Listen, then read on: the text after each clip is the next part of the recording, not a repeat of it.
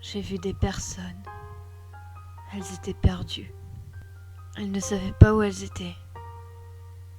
Elles erraient en elles-mêmes, perdues dans les tourbillons de leurs esprits. Et moi je suis seule, dans mon esprit, à réfléchir, à penser, à me souvenir. Des souvenirs horribles, du genre qu'on aimerait oublier. Mais on ne peut pas.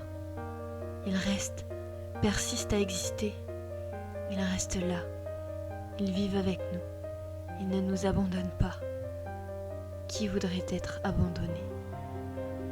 Pourtant, je veux qu'ils partent. Je le veux de toutes mes forces. Mais rien à faire. Ils m'ont pourchassé toute ma vie durant.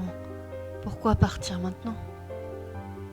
De toute manière, si je les oubliais,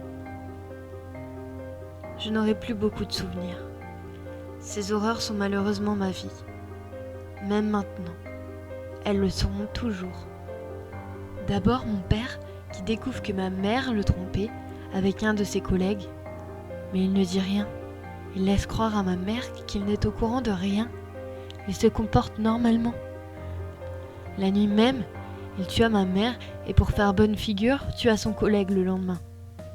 Avant de mourir, il ne savait pas où ils étaient. Ils étaient tout aussi perdus que les personnes que je vois. La tête me tourne.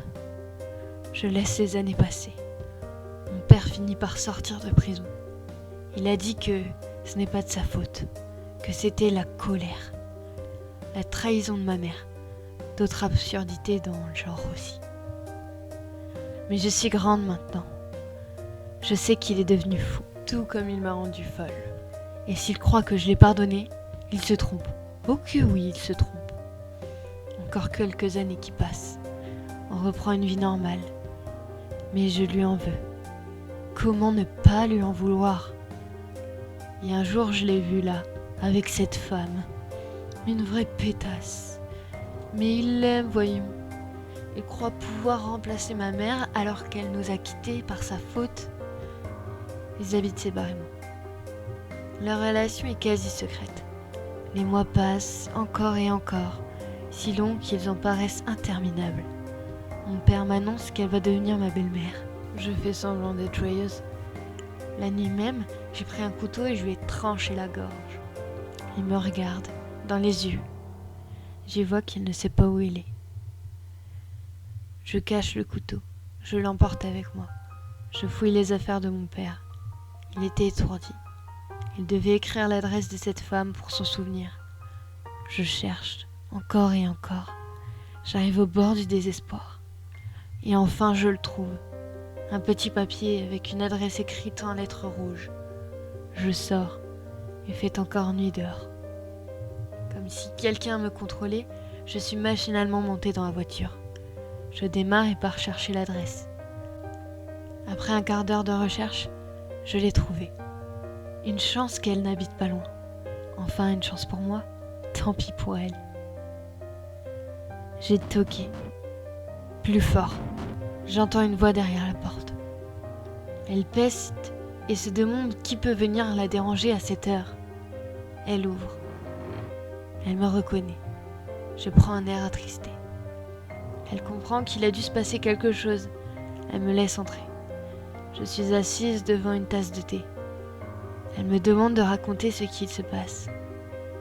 Mais je reste muette. Elle croit que mon silence signifie quelque chose de grave. Elle me prend dans ses bras et essaie de me réconforter. Comment ose-t-elle? Je sors le couteau et la plante dans son cœur. Je lui transperce le cœur comme elle et mon père ont brisé le mien. C'est le prix à payer. Elle tombe à la renverse. Elle essaie de romper, de se débattre. Elle ne savait plus où elle était. Je me retrouve ici, à l'ombre d'une pièce fraîche, quoiqu'un peu sombre. Les barreaux devant moi m'empêchent de sortir. Mais au moins, plus rien ne peut m'arriver. Je suis enfermée avec personne d'autre que moi pour me tenir compagnie. Et cela me suffit amplement. Pourvu qu'on ne me trahisse pas à nouveau. Je ne regrette rien. Je n'ai rien fait sur le coup de la colère. Au contraire, j'étais très calme. Et je le suis encore. Elle arrive. Je l'entends.